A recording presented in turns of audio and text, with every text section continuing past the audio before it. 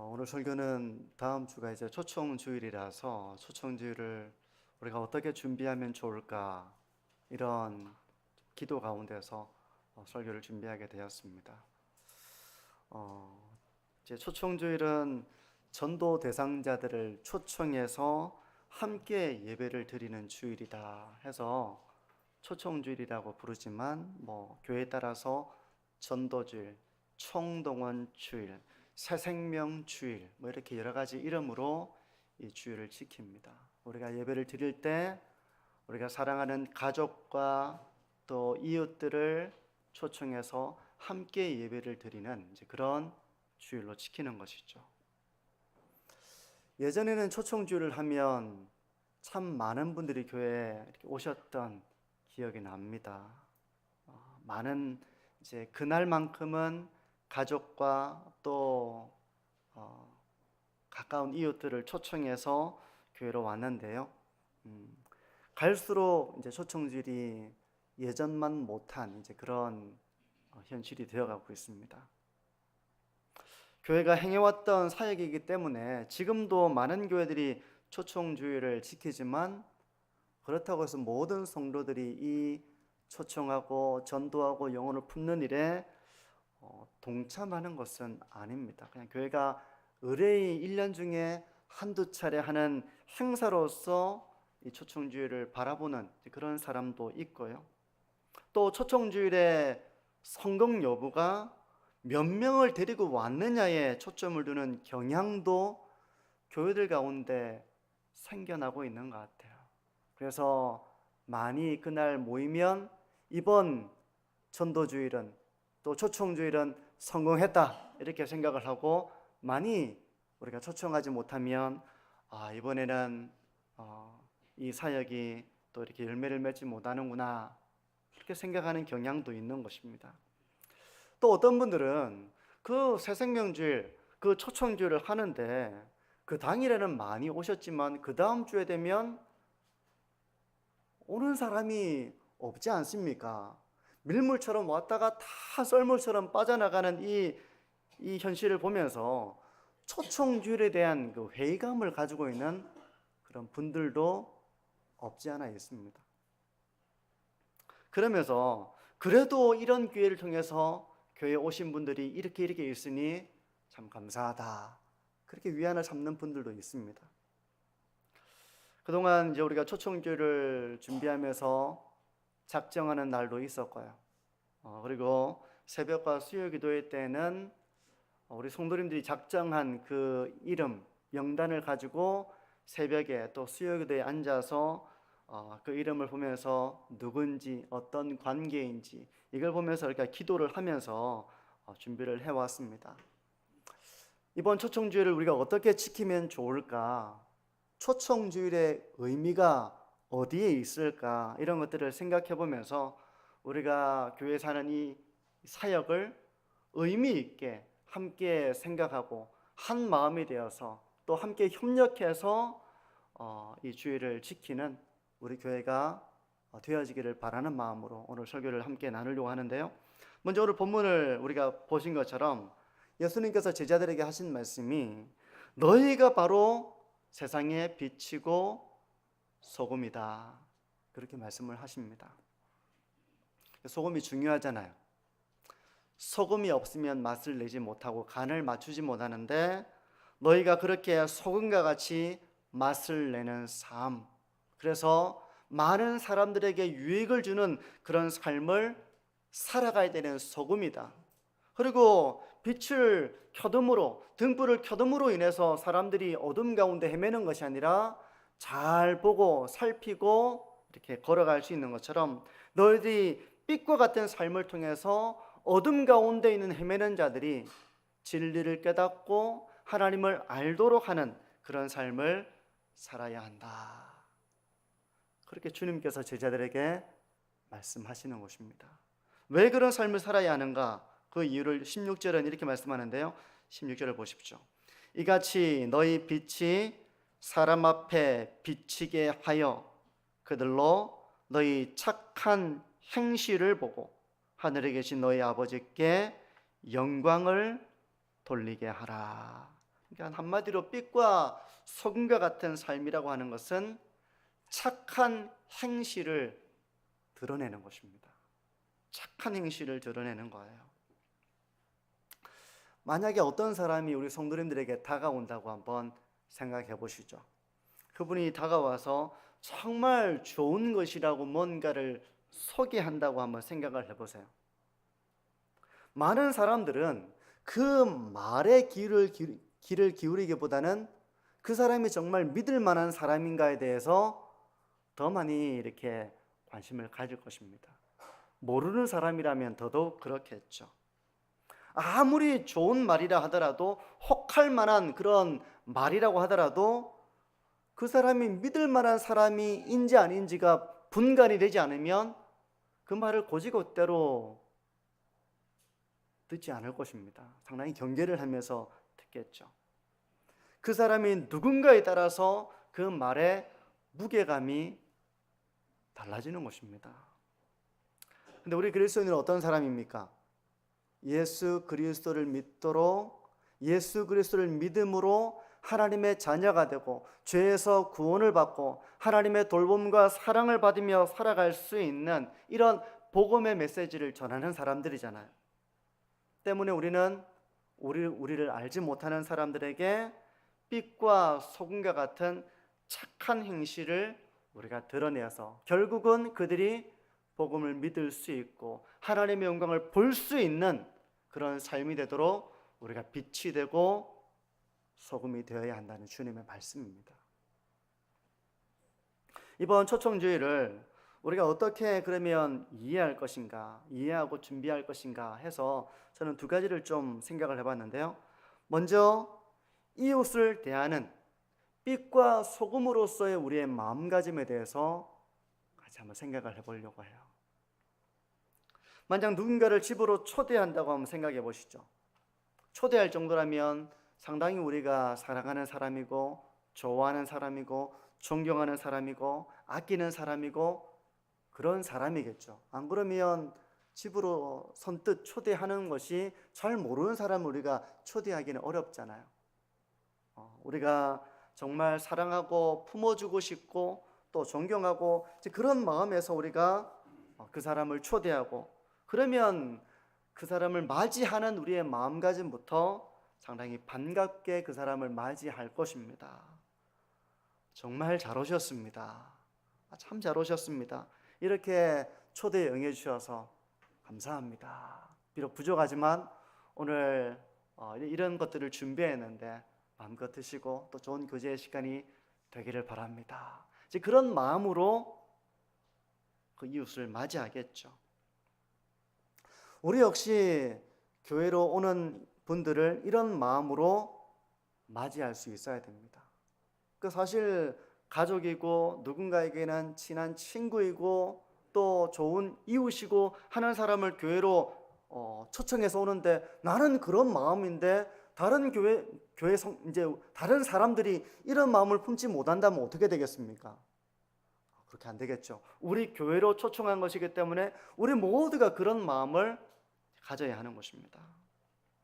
이웃을 맞이하는 마음가짐의 중요성에 대해서 제가 이걸 생각하면서 한 두 교회가 떠올랐습니다. 좀 대조적인 두 교회인데요. 전에도 제가 설교 때 한번 언급한 적은 있습니다. 큰 도로를 사이에 두고 두 교회가 있습니다. 한 교회는 꽤 규모가 큰 교회였고 다른 한 교회는 그 교회에 비해서 규모가 작은 교회였습니다. 과거에 그랬어요. 규모가 큰 교회는 그 지역에서 소위 유지라고 하는 사람들, 그 지역에서 영향력이 있는 사람들, 대학 교수, 의사, 기업의 임원, 사장 이런 사람들이 많이 출석하는 그런 교회였습니다. 그리고 상대적으로 규모가 작은 교회는 평범한 사람들, 꼭 이렇게 기업의 임원이고 이런 사람들이기보다는 그냥 평범하게 살아가는 사람들이 모여있는 출석하는 그런 교회였어요. 근데 시간이 지나면서 이 규모가 컸던 교회는 그렇게 많이 성장하지 못했지만 상대적으로 규모가 작았던 교회는 이 큰 교회보다 더 성장하게 되었던 것입니다. 그러면 그 작은 교회가 이 큰 교회하고 있으면 상대적으로 전도하기도 더 쉽지 않고, 사람들이 이 좀 규모가 있고 막 튼튼하게 서가는 이 교회로 갈 확률이 더 높잖아요. 근데 어떻게 이 작은 교회가 이 주변에 있는 큰 교회보다 더 성장하게 되었을까? 어떤 이유 때문일까요? 목회자가 탁월해서일까? 제가 생각할 때는 그렇지 않다고 이렇게 생각합니다. 이 큰 교회 목사님이 훨씬 탁월했던 것 같아요. 제가 생각할 때는. 근데 이 두 교회를 구별하는 가장 큰 차이점은 이 교회에 오는 사람들을 대하는 성도들의 태도에 있었다는 것입니다. 한 번은 잠시 휴직한 장로님이 휴직하는 동안 이제 다른 교회를 출석하는데 길 건너에 있는 이 교회에 몇 번 출석을 하게 되었답니다. 그래서 제가 물어봤어요. 장로님 어떠셨습니까? 가보시니까 어떠시던가요?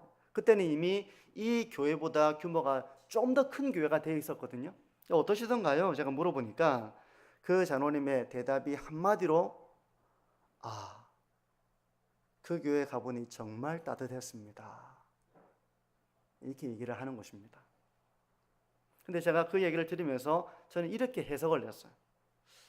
우리 교회는 그렇지 못한데 그 교회의 성도님들은 정말 따뜻하고 친절했습니다. 제가 그 얘기를 그렇게 이해했습니다. 보통 낯선 사람이 보이면 사람들이 어떻게 다가가는가 하면 다가가지 않고 누구지 이렇게 쳐다봅니다. 그 사람을 이렇게 다른 의도가 아니라 그냥 누구지 하면서 유심히 쳐다보잖아요. 그죠? 유심히 쳐다봅니다. 그런가 하면 무관심하게 스쳐 지나가는 경우가 많아요. 내가 모르니까, 모르는 사람이니까 그냥 오셨나 보다 이렇게 생각하고 스쳐 지나가는 경우가 많은데, 이 장로님이 이제 그 교회 갔을 때는 그 교회에서는 그 교회 장로가 아니잖아요. 이분이 장로인지 이사를 왔는지 아무도 모릅니다. 모르는데 갔더니 많은 성도님들이 환한 얼굴로 인사를 하더라는 것입니다. 자기가 누군지도 모르는데 따뜻하게 맞이해주고 인사하고 어떻게 오셨습니까? 이렇게 이사 오셨습니까? 이렇게 관심을 가져주는 사람이 많았다는 거예요. 기본적으로 성도들이 모두 환한 얼굴이었다고 이야기를 하면서 참 교회가 따뜻하더라, 친절하더라, 그 이야기를 하는 거였습니다. 일반적인 교회 모습은 어떠한가 하면 새로운 분이 오시면 새가족 부에서 이제 그분들에게 다가가고 친절하게 대하는 경우가 많아요. 새가족부가 아니면 그렇게 해도 안 해도 괜찮다고 생각하는 경향이 많습니다. 그래서 그냥 새가족부에서 챙기고 다른 사람들은 그냥 힐끔 쳐다보고 누구지 하고 인사도 안 하고 그냥 이렇게 지나가는 경우가 있는데, 그 교회는 보는 성도들이 거의 다 다가와서 따뜻하게 인사를 해주고, 처음 보는 사람이지만 인사해주고, 또 어떤 사람은 부담 없는 선에서 관심을 가져주는 모습이 대단히 인상적이었다, 이 이야기를 하는 겁니다. 근데 그게 대단히 인상적인 모습은 아니잖아요. 당연히 그렇게 해야 되는 거 아닙니까? 당연히 그렇게 해야 되는데 그 장로님은 대단히 인상적이었다고 이야기를 하는 겁니다. 그게 대단히 인상적이었다. 모든 성도들이 환한 얼굴로 이렇게 관심을 가져주고 인사를 해주는 그 모습이 대단히 인상적이었습니다. 교회가 상당히 따뜻했습니다. 그렇게 이야기를 하는 거예요. 어떻습니까? 교회로 온 사람들이 정착하고 함께 신앙의 길을 걸어가기까지 뭔가 대단한 것이 필요할 거라고 우리가 생각하기 쉽지만, 사실은 이런 작은 부분 속에서 여기 신앙생활하는 분들은 다 되게 친절하시구나. 나처럼 이렇게 낯선 사람에게도 와서 마음을 열어주고 이렇게 인사를 해주는 모습이 참 고맙다. 그렇게 느끼는 이런 작은 데에서 그 교회에 대한 인상을 갖게 된다는 것입니다.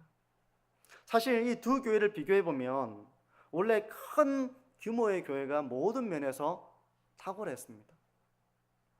교회학교 사역도 그 큰 규모의 교회가 탁월했고요. 그 교회는 외국인부 사역도 하고 전도 사역도 많이 하고 모든 면에서 훨씬 나은 교회였습니다. 근데 지금은 길 건너에 있던 그 작은 교회, 처음에는 뭐 한 5분의 1 정도 되었을까요? 근데 지금은 이 큰 교회보다, 큰 교회는 지금도 큰 교회입니다. 근데 이 교회보다 훨씬 큰 교회가 되어 있습니다. 교회가 크냐 작으냐 그걸 본질로 말씀드리려고 하는 것이 아니라 이제 그 교회에 오는 낯선 사람들을 대하는 태도, 그런 마음, 중심, 이것이 두 교회가 영혼을 맞이하는 데서 아주 차이가 있었다는 것을 제가 말씀을 드리는 거예요.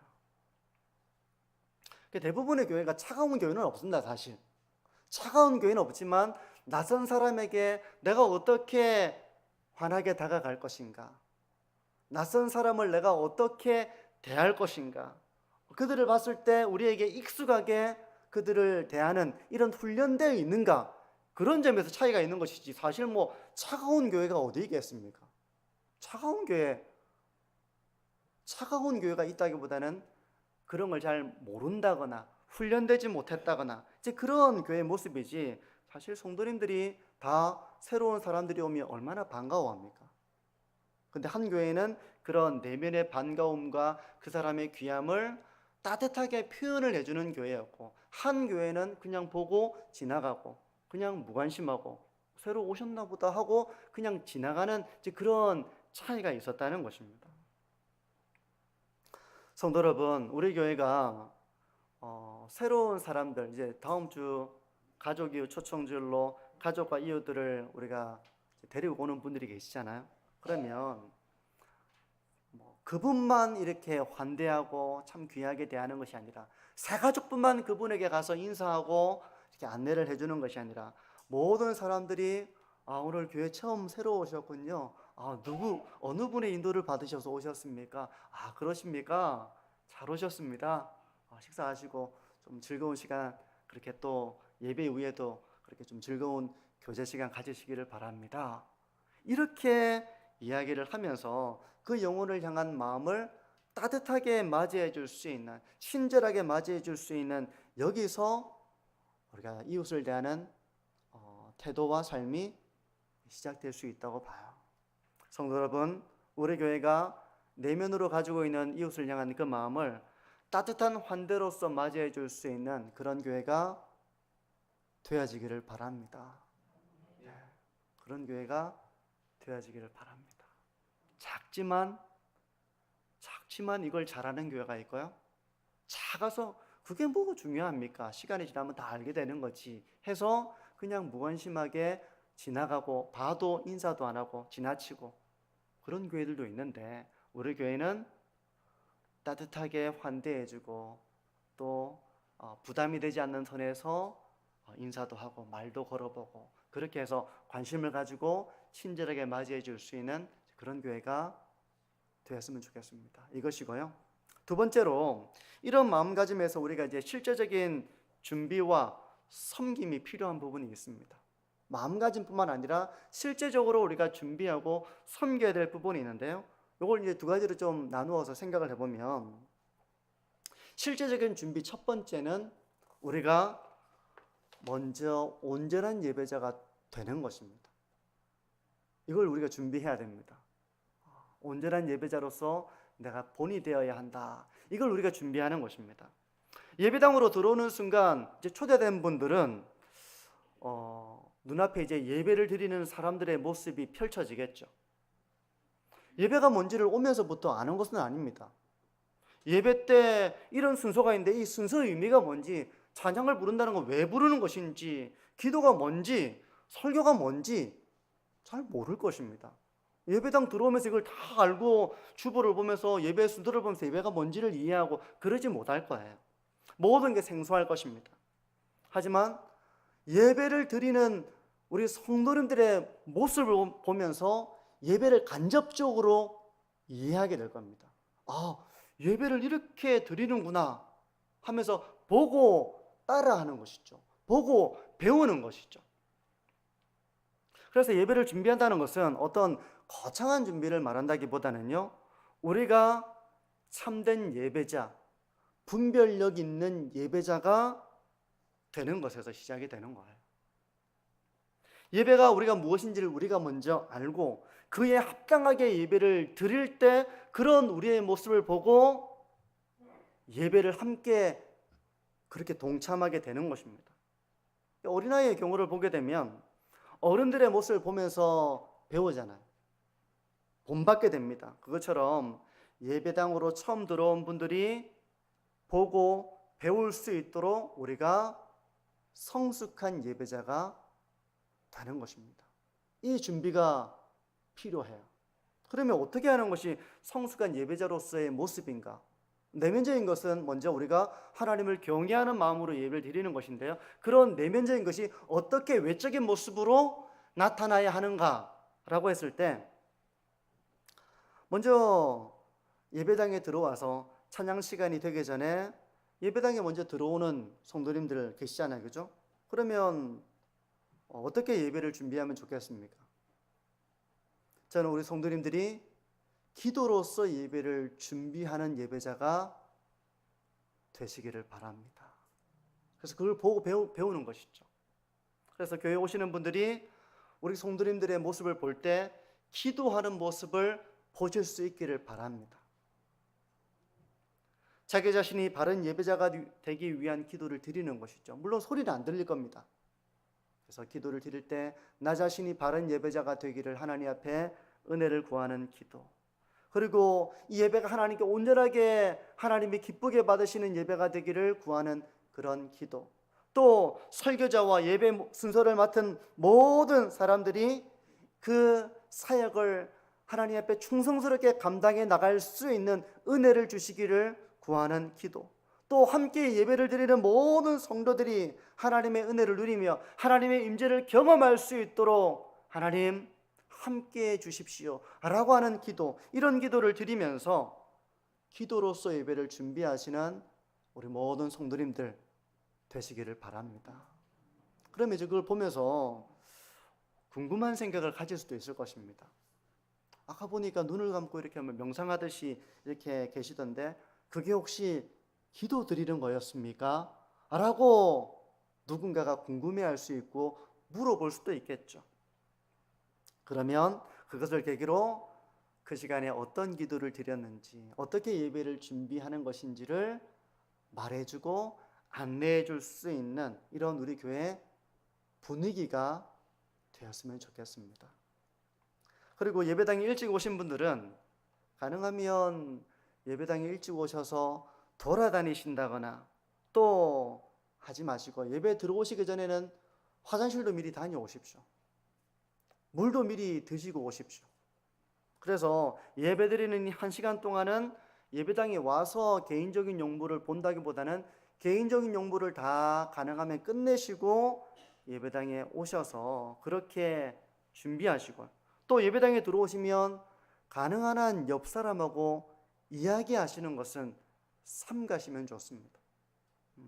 옆에 있는 분들은 기도하고 있는데 막 이야기를 하고 있으면 기도에 방해가 되겠습니까? 안 되겠습니까?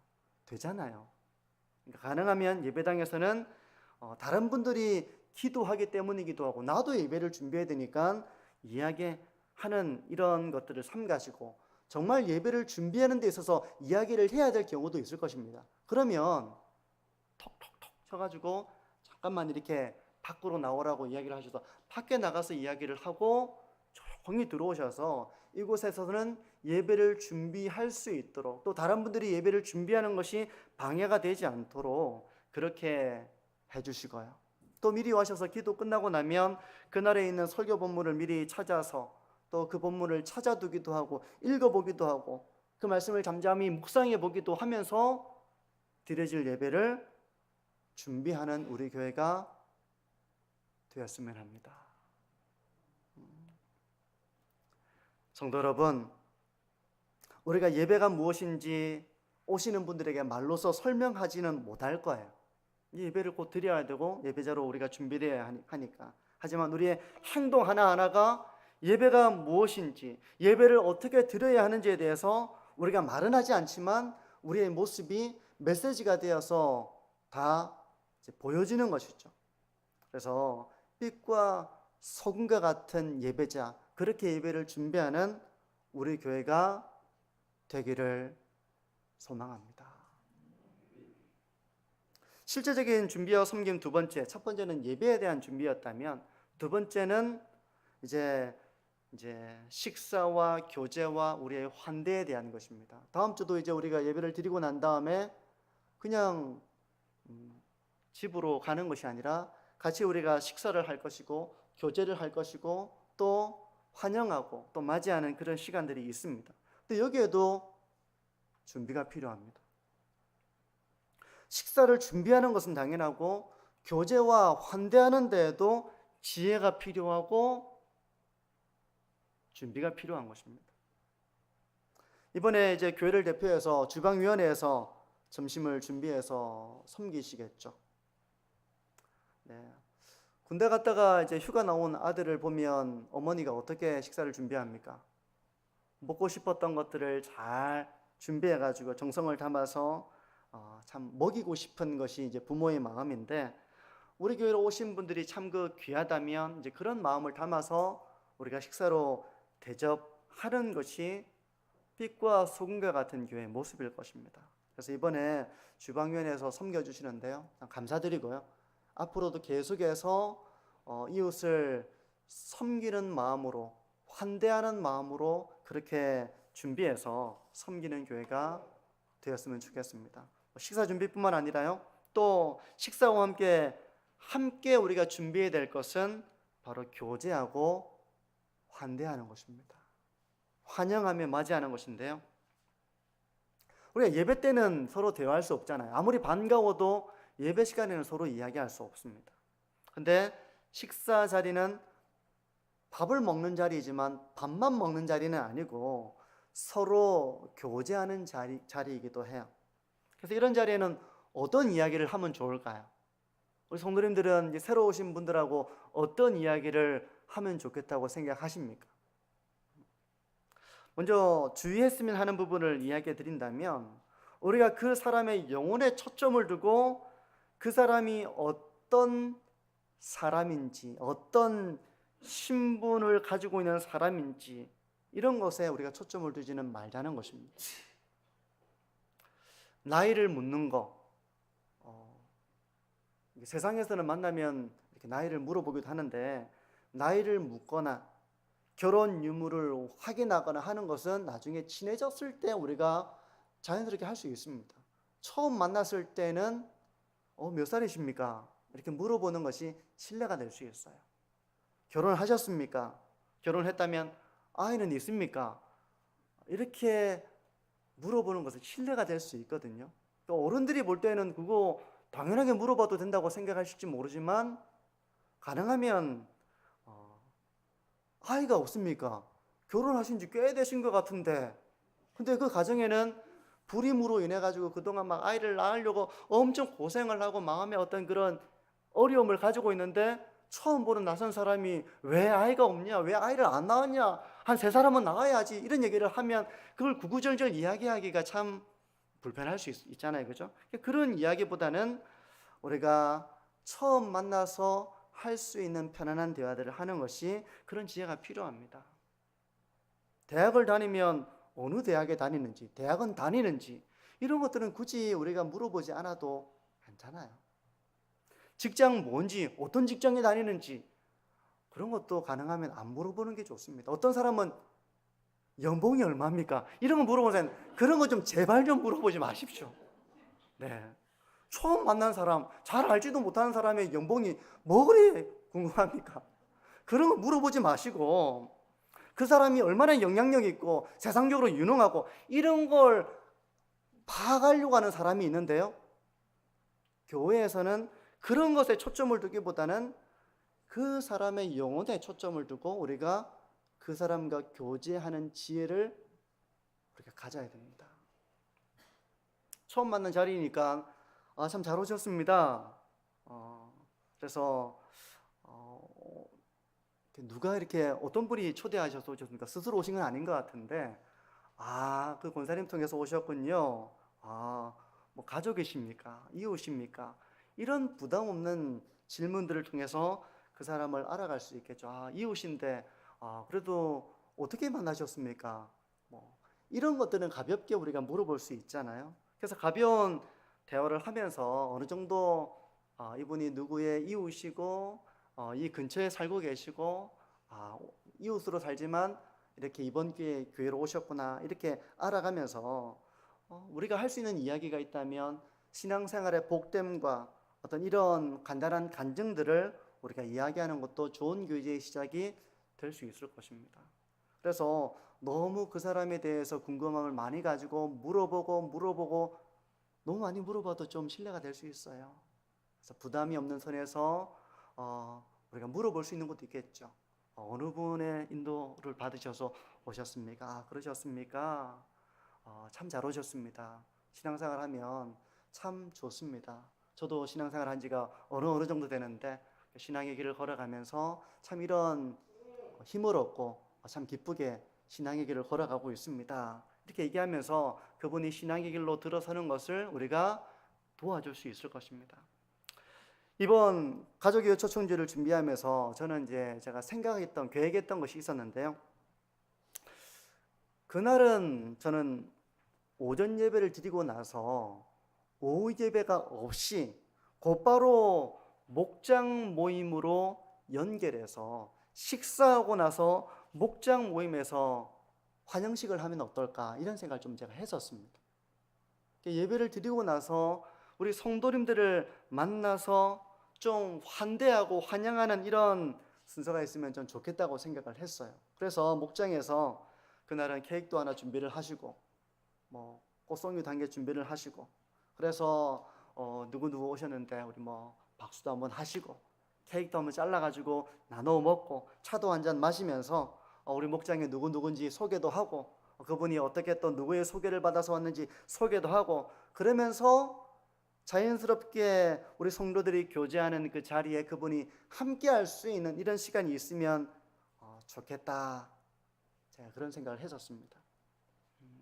이번에는 뭐 그렇게 하기가 조금 어렵더라도 다음에는 우리 성도님들이 그 2부 순서까지 좀 목장 모임으로 안내를 하셔가지고 성도들의 교제에서 함께 환영도 해주고 함께 맞이하고 또 간단한 차를 마시면서 교제하는 이런 순서까지 우리 성도님들이 참 해주신다면 우리가 영혼을 품는 영혼을 맞이하는 그런 교회로서 더 우리가 참 훈련될 수 있지 않겠나 하는 그런 생각을 제가 가져봅니다. 성도 여러분, 우리 교회가 이렇게 영혼을 품어내는 교회가 되기를 바랍니다. 보통 이제 교회에서 사역을 하면 왜 이런 사역을 하는지 어떻게 해야 되는지 이런 구체적인 안내가 없이 그냥 뭐 하라는 대로 매뉴얼대로 하긴 하는데 우리가 어떤 마음가짐으로 준비해야 될지 어떤 걸 신경 써야 될지 어떻게 한 마음이 돼서 이 사역을 우리가 감당해야 될지 잘 모르고 하는 경우가 있습니다. 그래서 좀 이 설교를 제가 좀 나누고 싶었었고요. 제가 초청주를 준비하면서 좀 새벽과 수요 기도회 때 기도 카드를 보며 기도하는데 은혜가 되었습니다. 학생들이 이제 작정한 인원도 있었고요. 성도님들이 가족과 또 이웃들을 작정한 분들이 있었는데 이런 계기가 없으면 우리가 어떤 분이 어떤 전도 계획을 가지고 있는지 우리가 알 수 없잖아요. 또 구체적으로 기도하기도 어렵습니다. 그냥 추상적으로 기도해도 구체적으로 하나님 이 가정에 지금 이분을 지금 교회로 초청하려고 계획하고 있는데 그러면서 그 구체적인 상황을 두고 기도할 수 있다는 것이 참 좋구나. 저는 그렇게 좀 느꼈는데요. 이번 기회를 통해서 함께 기도하면서 영혼을 품어나가는 그런 과정들이 참 좋구나. 참 감사하구나. 그렇게 저에게 다가왔습니다.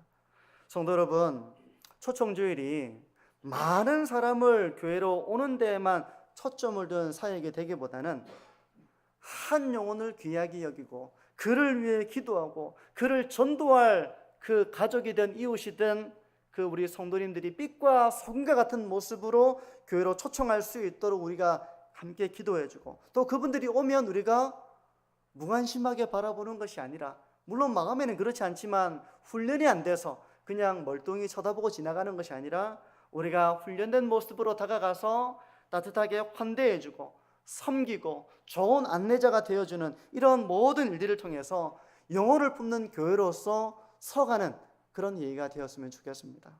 성도 여러분, 오늘 설교는 아주 이상적인 부분을 얘기하면서도 또 아주 기본적인 그런 말씀이라고 생각해요. 근데 한편으로는 빛과 소금이라는 삶이 이상적인 것이지만 우리가 참 부족할 때가 많이 있잖아요. 내가 빛과 같이 소금과 같이 그렇게 이웃에게 늘 내가 본이 되는 삶을 살아야 되는데, 착한 행실을 드러내야 되는데, 하지만 우리가 그러지 못할 때도 있습니다. 하지만 오늘 말씀은 그럼에도 불구하고 다시 기도하고 다시 그 길을 걸어가자는 우리의 헌신을 하나님께 드리자는 그런 의미의 메시지이기도 하고요. 또 이번 초청주의를 통해 가지고 새로운 사람이 교회로 오지 않으면 우리가 훈련되지 못할 텐데, 그분들이 오실 것을 이제 준비하면서 우리가 훈련되는 겁니다. 어떻게 맞이할 것인지, 어떻게 품을 것인지, 어떻게 섬길 것인지, 어떻게 그들에게 다가갈 것인지, 어떻게 기도로서 그 영혼을 품어낼 것인지를 우리가 잘 훈련해서 복음으로써 영혼을 품어내고 낳는 그런 우리 만천중앙교회가 되어지기를 주님의 이름으로